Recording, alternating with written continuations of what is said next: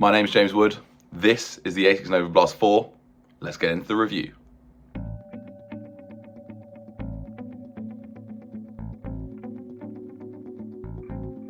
So first things first, let's get into some stats about this shoe. It's got a 41.5mm stack at the heel and a 33.5mm stack at the forefoot, giving it an 8mm drop.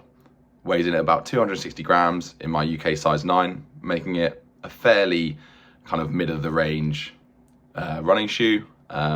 It's definitely tailored towards the daily use kind of thing. Can do some tempo sessions, I think, ideally, but more for the gain the miles in kind of situation. Other features include the FF Blast Eco midsole. This is said to be a lightweight and responsive midsole with 20% recycled kind of content going into it.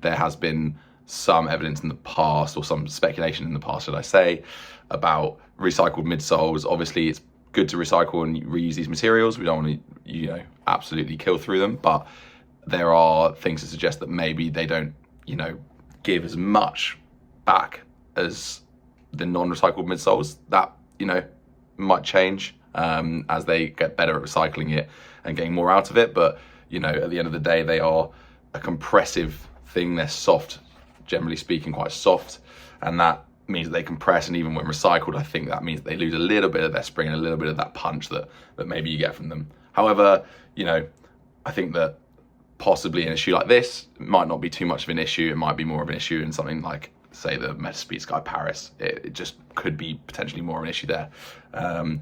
Equally, it's got a gusseted tongue, just for, bits and pieces. It's not too bad. It's fairly standard. It's pretty traditional for everything. No plate in here, just no carbon plate. It's just a straight shoe. But the ASICS Novablast has been, a long-standing, quite popular daily running trainer. I think that there's a good reason why. I had a pair of the ASICS Novablast 2s. They were actually my first pair of, proper running trainers. And I absolutely love them, which has actually led to me buying this pair. As I said, bought these with my own money.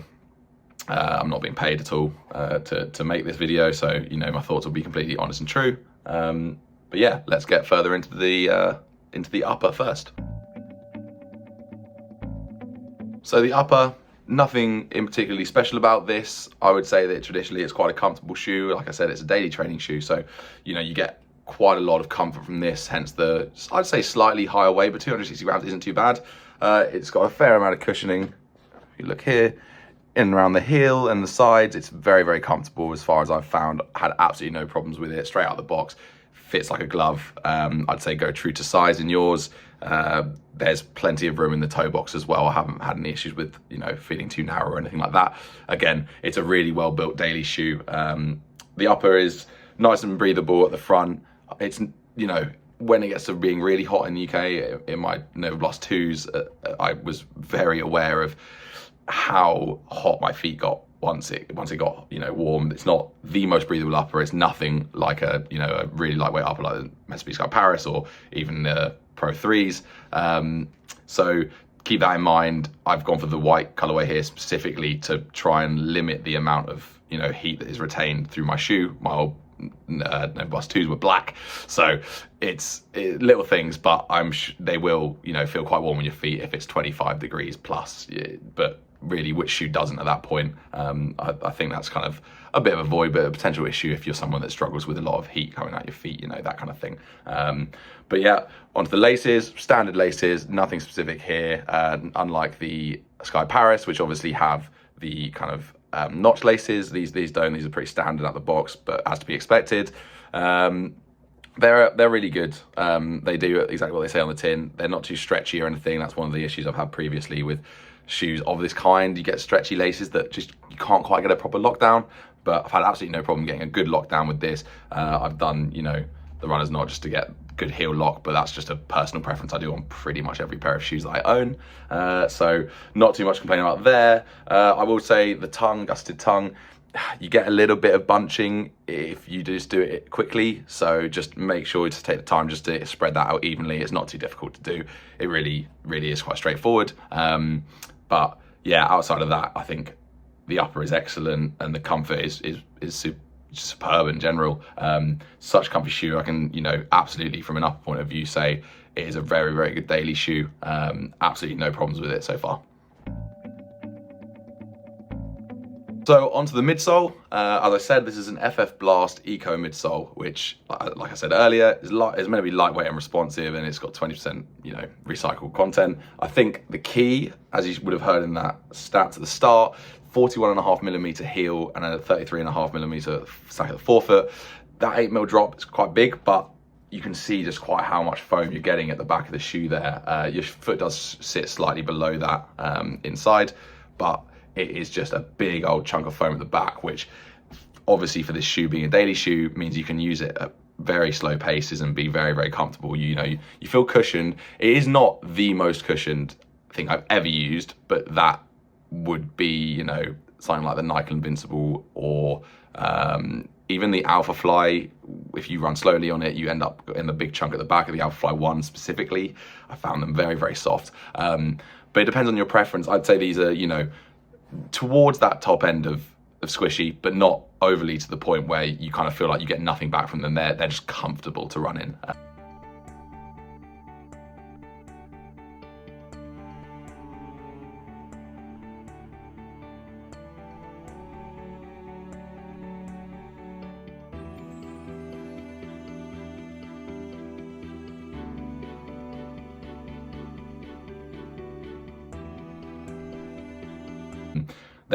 They're very solid. The midsole is very nice at slower paces specifically. I've also done some faster sessions in this.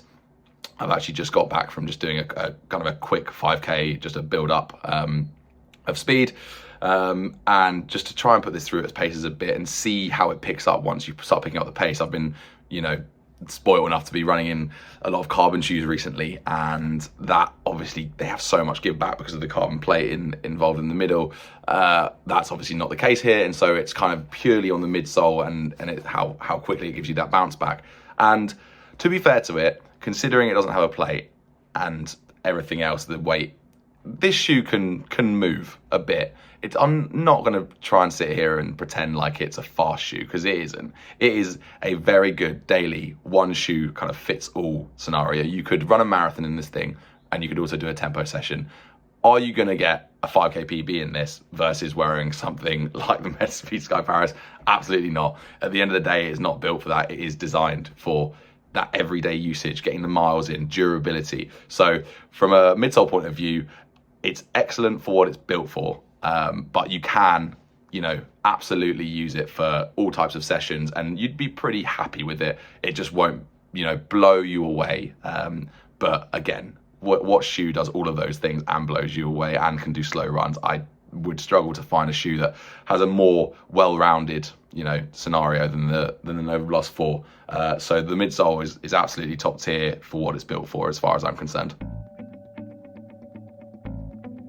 So we'll move on to the outsole now. As you can see, there's a fair amount of rubber coverage there. Goes all the way around on all the key spots. Really, you just have excellent coverage as a whole. I've had absolutely no problems running in this, albeit it's been fairly dry recently. I say that hoping it doesn't rain like tomorrow, but yeah, generally speaking, I've had absolutely no problems. It's you know, a bit of moisture on the floor, absolutely no problem. You could run this thing on, you know, light trails, nothing muddy, especially in this white colorway. I think that might be a bit of a nightmare to clean at least, but yeah, I've run it in a few different kind of weather scenarios and it's been absolutely fine. Haven't noticed any slipping at all. It's got great rubber coverage, and you know, you just couldn't really get a lot more rubber than this without it kind of moving towards a trail shoe. You know, even these bits on the side, you can see these geometric shapes. They do provide decent kind of like, just not lugs, but towards that. And it's, you know, cutouts to relieve weight as they can, and then the geometric shape of it obviously kind of like is kept throughout. So it's Really, really good from an midsole, an outsole point of view. It's really, really, really good. I can absolutely recommend it from that point of view. And then durability of it, I've noticed just some scuffing here. I think that that's, you know, just because this rubber protrudes here and kind of makes you rock onto this bit of foam. So you get it, you might get a little bit here. I'm only, you know, 50 kilometers into these, so it's kind of hard to tell at this point. But from my previous experience, these go on forever. I think I did about 800 kilometers in my old pair. So that's Novablast 2s, obviously. So I would be surprised if you get anything less than a good 600 out of these before you need to replace them. So, you know, it's really, really good from that point of view. If you're buying one shoe to do everything, I mean, it's got the outsole, it's got the upper, it's got the midsole that's going to give you back something. It's not carbon plated, so you don't have to worry about kind of like mistraining, as they say, for carbon plated shoes. And yeah, generally speaking, outsole is absolutely excellent, no problems there. So overall thoughts, I've done, like I said, about 50 kilometers of running in this, and I think the shoe is absolutely excellent. They've really upgraded it from the Novablast 2. I didn't have the Novablast 3 on the basis that a lot of the reviews that I watched just didn't suggest that they really improved much from the Novablast 2, and actually potentially had downgraded it in some ways for the Novablast 3. So once I saw the reviews for this, I just thought I have to pick it up. I love the Novablast 2. It was one of the shoes that got me really into running. So it was a no-brainer for me, and I have not been disappointed at all. It's just an excellent, excellent daily shoe. I just go to it. If I don't know what kind of I'm doing necessarily, if I haven't planned a run, I kind of don't know what I'm going to be doing that run, I'll just pop it on, and you know that you can kind of get away with going fast or slow, or even somewhere in the middle. It's absolutely no problem, and you're going to be comfortable. You could run a marathon in this, you can do tempo sessions, you can do, you know, some intervals probably, and you could do a 5K like race. You're not going to be optimum, but you could do it. It's absolutely no problem. It's still only, you know, 260 grams in a size 9. It's not the heaviest shoe in the world. And on that, obviously, it comes in at about 135 pounds. You might be able to get it on a deal here and there if they got Easter code still running potentially, or I've seen, I think running shoes and sports shoes are doing 10% off. If I'm correct in saying that, have a look, just Google it. You might be able to get these, you know, for more like 120. Equally, ASICS, from what I've seen, are doing a thing called the ASICS One membership, where you sign up, and as long as you're signed into your account, and when you order, you get 90 days to try out the shoe, and you can return it in any state within those 90 days to get a full refund. The caveat being, you know, you would have to return the shoe, and you have to pay for it in the first place. You don't get it for free to try it or anything. So you do have to have the money in the first place to make it work. But I can probably, if you were really interested to, you know, try that out, I could recommend that. But yeah, overall, this shoe is just excellent. Top tier daily shoe. I would put it, you know, in those categories with the very best daily shoes. You could kind of put it behind a Saucony Speed 4, which, you know, is a bit more tempo based, but is kind of targeted as a daily shoe. You could put it around, you know, a number of different shoes in a similar category, but this comes in just right in that perfect price point, I think, for a top level shoe. You could pair this with a pair of super shoes, let's say the Sky Paris, for example, and you wouldn't need another pair at all. You would be doing everything but racing in this, and then you just racing your Sky Parises in your set. You'd be absolutely fine. It's exactly what I did. I got these shoes, trained everything in them, and then eventually I bought some Nike Tempo Next Percent as my race shoe, carbon plated. This is a few years ago, so obviously the landscape's changed a bit there, but it was just a perfect combination of having a carbon plated shoe and a daily trainer. So if you're really looking for something that's going to give you a bang for your buck, this is it. I think that I couldn't really recommend this shoe enough to people, especially people maybe with wider feet. I have slightly wider feet, not excessively, but narrower shoes are a problem for me, and these are perfect from that point of view. The comfortability, you can just get so much out of this shoe for the money. I mean, 135 pounds or even less potentially.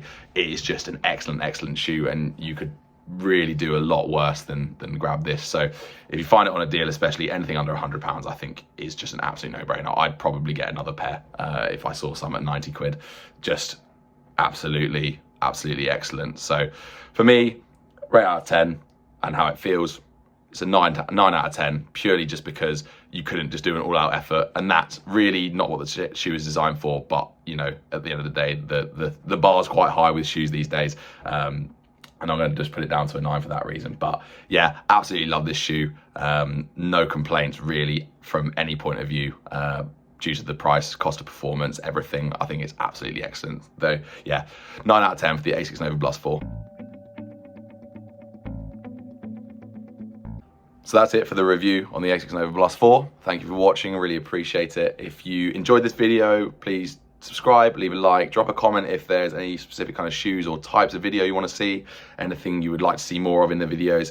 You'll have noticed that I've put some kind of B-roll of the shoes in this one, just to give yourselves a bit of an idea about how squishy the midsole is and how they kind of sit when you're stood flat on the ground, and a bit of running through that as well. So hopefully that gives you a bit of a better idea. I'm just going to continue making these videos on shoes that I already own. I'll go back and do some comparison videos between shoes that I think are similar but maybe are kind of from different times, you can get from different price points, and see how that's going to work. But if you have any ideas of types of videos that you want to see, just let me know in the comments, drop a subscription, and I really appreciate you watching. So thank you very much. Goodbye.